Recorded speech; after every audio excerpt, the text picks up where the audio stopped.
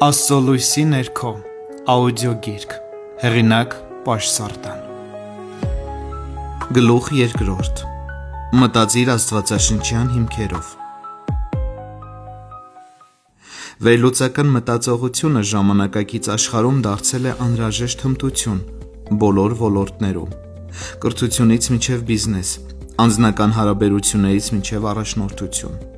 բայց իսկական խորություն այս հասկացողության մեջ բացահայտվում է միայն այն ժամանակ, երբ այն կապվում է Աստծո խոսքի հետ։ Աստված չի ցանկանում, որ մարդիկ ապրեն միայն զգացմունքներով կամ մակերեսային դիտարկումներով։ Նա մեզ կոչ է անում խորհել, խոկալ, դիտարկել եւ իմաստությամբ ապրել։ Այս ուսուցման նպատակն է հասկանալ, թե ինչ է քննադատական մտածողությունը Աստծո աչքերում եւ ինչպես կարող ենք այն կիրառել մեր կյանքի տարբեր ոլորտներում, հիմնվելով Սուրբ Գրքի վրա։ Ինչ է քննադատական մտածողությունը։ Հոգևոր տեսանկյունից քննադատական մտածողությունը ոչ թե միայն վիճել կամ քննադատելն է, այլ իրողությունները տեսնելն առանց խեղաթյուրման, հիմնավոր հարցեր տալը, տարբերակել ճշմարտությունը կեղծիքից ու ամուր որոշումներ կայացնել իմաստությամբ։ Աստվածաշունչը բազմաթիվ տեղերում մեզ կոչ է անում մտածել, դատել, զգուշանալ, քննել։ Ամեն բան քննեք, բարին ամուր պահեք, չար բանից ամեն կերպ հեռու մնացեք։ Առաջին Թեսաղոնիկեցիներին 5:21-22 Սա մաքուր քննադատական մտածողություն է, փորձիր, գնահատիր, ընտրիր լավագույնը։ Աստված չի ցանկանում, որ մեզ մոլորեցնեն կամ ղեկավարվենք միայն զգացմունքով, նա ուզում է, որ մենք լինենք ճշմարտության սիրահարներ։ Աստվածաշունչը լի է մարդկանցով, ովքեր հարցեր են տալիս եւ Աստծուց պատասխան ստանում։ Հարց տալը քննադատական մտածողության հիմնական գործիքներից է։ Մովսեսը հարցնում է Իելից 4:1-ում է գրված. Մովսեսն ասաց. բայց նրանք ինձ չեն հավատա, ոչ էլ իմ ձայնը կլսեն, որովհետև կասեն, թե Տերը քեզ չի երևացել։ Դավիթը հարցնում է. արդյոք ելնեմ եւ հարձակվեմ։ Մարիամը հարցնում է հրեշտակին. ինչպես կարող է դա լինել, եթե ես մարդ չեմ ճանաչում։ Սրանք դատարկ կասկածներ չեն, այլ սրտի հարցեր, ճշմարտությունն ավելի լավ հասկանալու համար։ Հակոբոս 1:5-ում նշված է հետևյալը. Իսկ եթե ձեզանից մեկն իմաստության պակասություն ունի, թող խնդրի Աստծուն, որ բոլորին առանց նախատելու պարզապես տալիս է, եւ նրանց կտրվի։ Հարց տալը նաեւ աղոթքի ձև է։ Խորը մտածողություն ունեցող մարդը միշտ հարցնում է. Աստված իմ, սա է քո կամքը։ Տեսակետների ներդաշնակություն, ճանապարհ դեպի խոր միաբանություն։ Համեմատական մտածողությունն ունի նաեւ ունակություն լսելու ուրիշների տեսակետը առանց նախապաշարումների։ Առակաց 18:13-ում նշված է հետևյալը. ով պատասխանում է նախքան լսելը, դա հիմարություն է ու խայտառակություն։ Աստվածաշունչը մեզ սովորեցնում է, նայենք ոչ միայն մեր տեսանկյունից։ Առաջին Կորինթացիներ 12-ում Պողոսը ներկայացնում է Քրիստոսի մարմնի պատկերն իբրև շատ անդամներից կազմված ամբողջություն, որտեղ յուրաքանչյուր անդամ յուրահատուկ դեր ունի, բայց բոլորն ուղղված են մեկ նպատակի։ Քրիստոնեական համայնքում տարբեր կարծիքներ վեճի պատճառ չեն, այլ հնարավորություն միասին ավելի լայն պատկեր տեսնելու։ Երբ ընդունում ենք մյուսների փորձառությունը առանց բծախնդիր լինելուն կամ մերժման, մեզ տրվում է հնարավորություն տեսնելու ավելին։ Տեսնել անտեսանելի հնարավորությունները հոգևոր աչքերով։ Վերլուծական մտածողությունը հող է ստեղծագործության եւ տեսլականի համար։ Դա տեսնելու ունակություն է, այնինչ ուրիշները չեն տեսնում։ 4 Թագավորաց 6:17 Եվ Եղիսեն աղոթք արեց եւ ասաց. Ով Տեր, բացիր սրա աչքերը, որ տեսնին։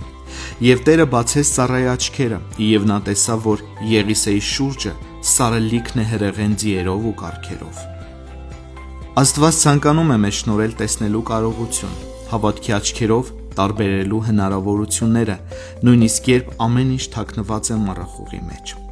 Վերլուծական ու խորաթափանց մտածողությունն այստեղ դառնում է արժեքավոր պարգև։ Այն դուրս է գալիս տեսանելի սահմաններից եւ օգնում մեզ ընկալել իրականության խորքերը, ինչպես երկրային, այնպես էլ հոգևոր իմաստով։ Ամբակում 2:1 Իմ պահակակետում կանգնեմ ու պատնեշի վրա մնամ եւ նայեմ ու տեսնեմ, թե ինչ է խոսելու ինձ հետ եւ ինչ պիտի պատասխանեմ, երբ ինձ հանդիմանի։ Այս հատվածը հրաշալի օրինակ է խորաթափանց եւ զգոն մտածողության, երբ հոգին պատրաստ է ոչ միայն հարցեր տալու, այլ նաեւ լսելու եւ ըմբռնելու Աստծո պատասխանը։ Այստեղ տեսնում ենք սրտի ճիշտ դիրք, սպասելու, դիտարկելու եւ ընդունելու այնինչ Տերը կխոսի, նույնիսկ երբ այդ խոսքը լինում է հանդիմանություն։ Քայլել իմաստությամբ անորոշության մեջ։ Այսօրվա աշխարհը լի է անորոշություններով, բայց խորը մտածող մարդը, առաջնորդվելով Սուրբ Հոգով, կարող է արագ կողմնորոշվել առանց խոճապի։ Եփեսացիներին 5:15-17 համարը։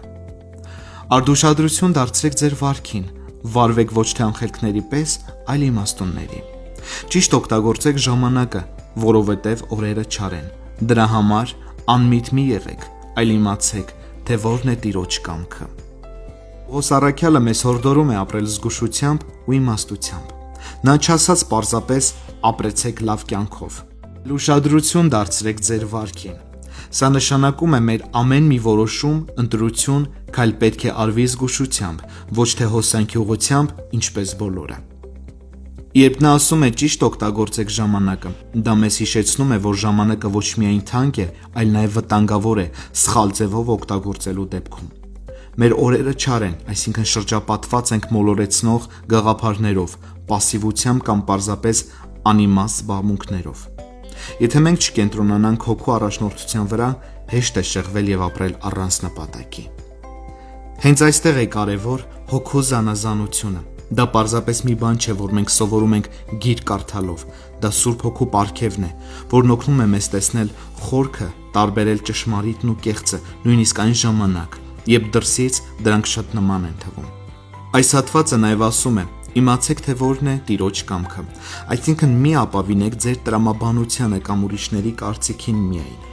այլ փնտրեք Աստծո ձայնը, նրա խոսքը, նրա հոգու առաջնորդությունը։ Վերլուծական մտածողությունը, երբ ղեկավարվում է Սուրբ Հոգով, դառնում է գործիք ճշմարտության ճանապարհով վստահ քայլելու համար։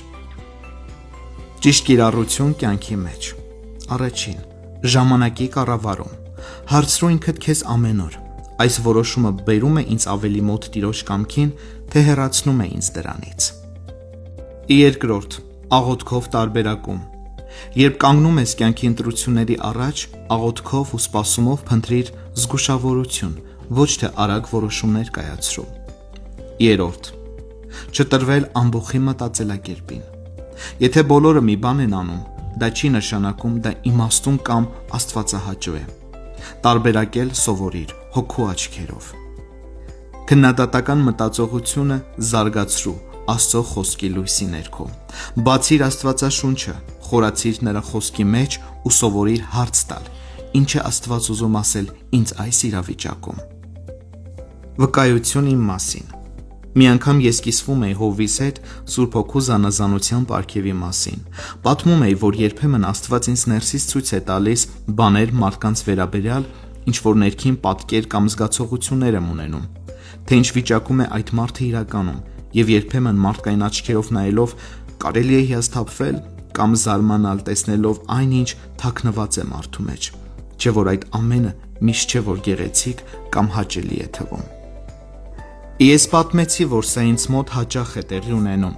Հովվիս պատասխանը շատ կարևոր էր ինձ համար։ Նա ասաց. Աստված կարող է ցույց տալ շատ բաներ, բայց դա լուրջ պատասխանատու պարգև է։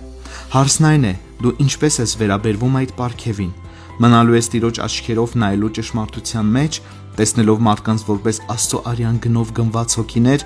թե թույլ ես տալու, որ այն ինչ նրանք թաքցնում են, ազդի քո վերաբերմունքի վրա։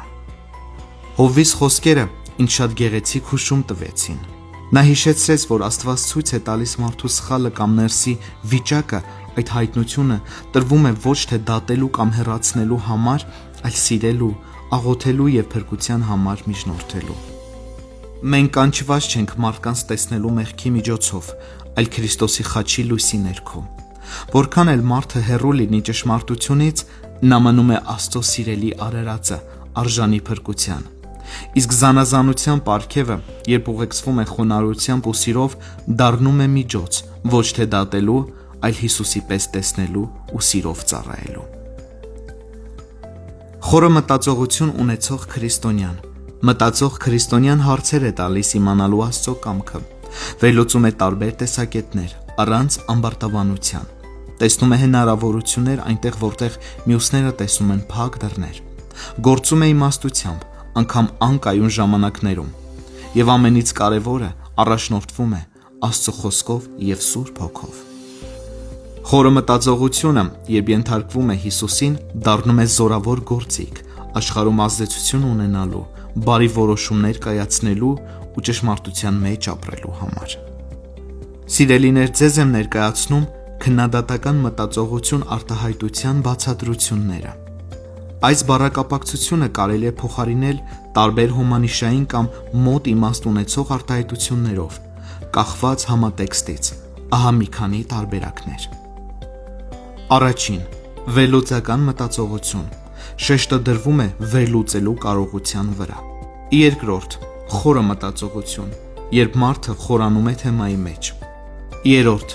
համեմատական մտածողություն, երբ մարդը կշռադատում է տարբեր տարբերակներ։ Չորրորդ՝ թափանցող միտք, ընդգծում է խորաթափանցությունը։ Հինգերորդ՝ տարբերակող մտածողություն, կարողանում է զանազանել ճիշտն ու սխալը։ Վեցերորդ՝ հետազոտող մտածողություն, ընդգծում է ուսումնասիրման ձգտումը։ 7-րդ՝ հարցադրող միտք, երբ մարդը սովոր է հարցեր տալ, չբավարարվել մակերեսով։ Սիրելիներ, եթե հավանում եք այս կարճ ուսուցումները, ապա կխնդրեմ կիսվել շատերի հետ։ Աստված օրհնի ձեզ։